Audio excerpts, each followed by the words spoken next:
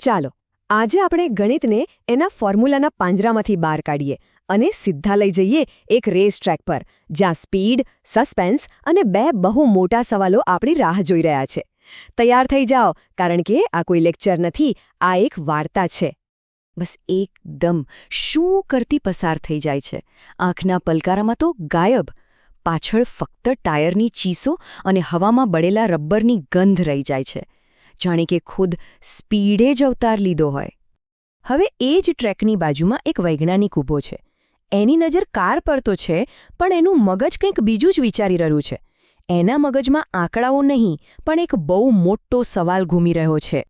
સવાલ એ છે કે આ કારની સ્પીડ બરાબર આ જ પડે, આ જ ઇન્સ્ટન્ટ પર કેટલી છે?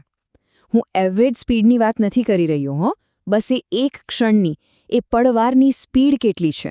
આ છે આપણો પહેલો પડકાર. અને પછી તરત જ આવે છે બીજો સવાલ, જે કદાચ પહેલા કરતાં પણ વધુ અઘરો છે.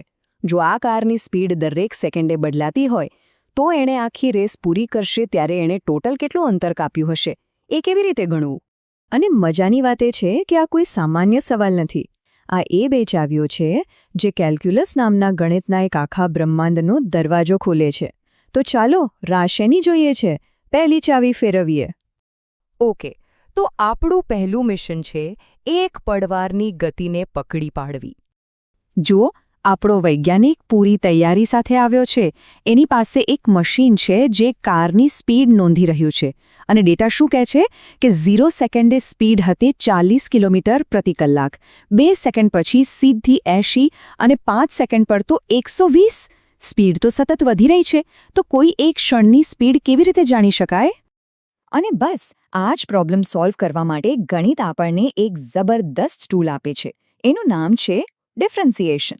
આ કોઈ જાદુ નથી, પણ સમજી લો કે આ એક એવો સુપર પાવરફુલ લેન્સ છે જે સમયને ઝૂમ કરીને કોઈ પણ એક ચોક્કસ ક્ષણે થતો બદલાવ આપણને બતાવી શકે છે. તો આ કામ કેવી રીતે કરે છે? એકદમ સિમ્પલ. જો આપણી પાસે માહિતી હોય કે કાર કયા સમયે ક્યાં હતી, એટલે કે એની પોઝિશન ખબર હોય, તો એના પર ડિફરન્સિએશનની પ્રોસેસ લગાવો અને તમને એની કોઈપણ ક્ષણની ત્વરિત ગતિ એટલે કે સ્પીડ મળી જાય.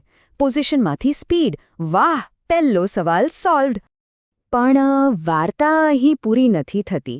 જેવો એક પ્રોબ્લેમ સોલ્વ થયો કે તરત જ બીજો એનાથી પણ મોટો પ્રોબ્લેમ સામે આવીને ઊભો રહી ગયો. હવે આપણી પાસે દરેક પળની સ્પીડનો ડેટા તો છે, પણ આ બધા અલગ અલગ સ્પીડના ટુકડાઓને જોડીને આખી રેસનું ટોટલ અંતર કેવી રીતે ગણવું? આ તો એવું થયું જાણે દરિયા કિનારે બેસીને રેતીના એક એક કણને ગણવા નીકળ્યા હોઈએ. લગભગ અશક્ય. અને આવા જ મોટા પ્રોબ્લેમ્સને સોલ્વ કરવા માટે આપણી વાર્તામાં એન્ટ્રી થાય છે એક બીજા હીરોની. એક એવો હીરો જે તોડવા માટે નહીં, પણ જોડવા માટે આવ્યો છે.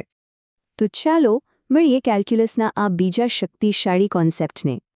અને અહીંયા જ આપણો વૈજ્ઞાનિક એક બ્રિલિયન્ટ આઈડિયા લઈને આવે છે. એ વિચારે છે કે આખી મુસાફરીને એક સાથે માપવાનો પ્રયત્ન જ કેમ કરવો? એના કરતાં આપણે આખી મુસાફરીને સમયના અત્યંત નાના નાના અસંખ્ય ટુકડાઓમાં વહેંચી દઈએ તો?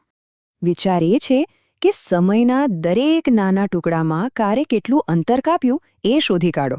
અને પછી એ બધા જ લાખો, કરોડો નાના નાના અંતરને એકબીજા સાથે જોડી દો.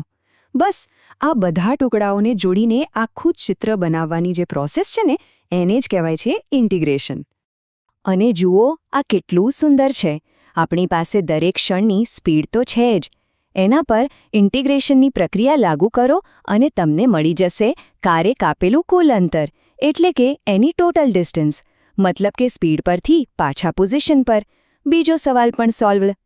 હવે આવે છે વાર્તાનો ક્લાઇમેક્સ. એ ક્ષણ જે આપણા બંને હીરો એકબીજા સામે આવે છે અને આખું રહસ્ય ખુલી જાય છે. તો આખી વાતનો સાર એ છે કે ડિફરન્સિએશન અને ઇન્ટિગ્રેશન એ ખરેખર એક જ સિક્કાની બે બાજુઓ છે. ડિફરન્સિએશન શું કરે છે? એ આખી મુસાફરીને તોડીને એક પળની સ્પીડ શોધે છે, એટલે કે પોઝિશનમાંથી સ્પીડ. અને ઇન્ટિગ્રેશન એ એનાથી બિલકુલ ઊંધું કરે છે. એ બધી સ્પીડની પળોને જોડીને આખી મુસાફરી શોધે છે, એટલે કે સ્પીડમાંથી પાછી પોઝિશન. એક તોડે છે, બીજું જોડે છે. બંને એકબીજાના પૂરક છે. જો હજી પણ થોડું કન્ફ્યુઝન હોય તો ચાલો એક બીજું એકદમ સહેલું ઉદાહરણ લઈએ, એક ફિલ્મનું ઉદાહરણ. કોઈ પણ ફિલ્મ શેનાથી બને છે? હજારો લાખો સ્થિર ફોટાઓથી, જેને આપણે ફ્રેમ્સ કહીએ છીએ. હવે એમાંથી કોઈ પણ એક ફ્રેમ એટલે કે એક ફોટો તમે જુઓ તો એ તો બસ એક સ્થિર ચિત્ર છે. એમાં કોઈ હલચલ નથી, કોઈ સ્ટોરી નથી. પણ જાણે એ બધી જ હજારો ફ્રેમ્સને એક પછી એક ખૂબ જ ઝડપથી આપણી આંખો સામેથી પસાર કરવામાં આવે ત્યારે શું થાય છે? એ બધા સ્થિર ફોટા જોડાઈને એક ચાલતી ફરતી જીવંત ફિલ્મ બની જાય છે, એક આખી વાર્તા બની જાય છે. બસ આ જ તો ઇન્ટિગ્રેશન છે. નાના નાના અલગ અલગ સ્થિર ટુકડાઓને જોડીને એક મોટી, ગતિશીલ અને અર્થપૂર્ણ વસ્તુ બનાવવી. જેમ સ્થિર ફ્રેમ્સમાંથી આખી ફિલ્મ બને છે, એમ જ પળપળની સ્પીડના ટુકડાઓને જોડીને આખી મુસાફરીનું કુલ અંતર મળે છે. કહેવાય છે ને કે જો ગણિત અઘરું લાગતું હોય તો કદાચ તમને ફોર્મ્યુલાની નહીં પણ એક સારી વાર્તાની જરૂર છે. અને મને આશા છે કે આ રેસિંગ કાર અને વૈજ્ઞાનિકની આ નાનકડી વાર્તાએ કેલ્ક્યુલસના આ બે મોટા સિદ્ધાંતોને સમજવામાં થોડી સરળતા કરી આપી હશે. તો આજના માટે આટલું જ. જો તમને સમજાવવાની આ રીત ગમી હોય તો આ જ્ઞાનને બીજાઓ સુધી પહોંચાડવામાં અમારી મદદ કરજો. આ વિડીયોને લાઇક કરો, તમારા વિચારો કોમેન્ટમાં જરૂર જણાવો અને હા, આપણી ચેનલ ધ સિલેબસને સબસ્ક્રાઇબ કરવાનું તો બિલકુલ ના ભૂલતા. બહુ જલ્દી ફરી મળીશું. આભાર.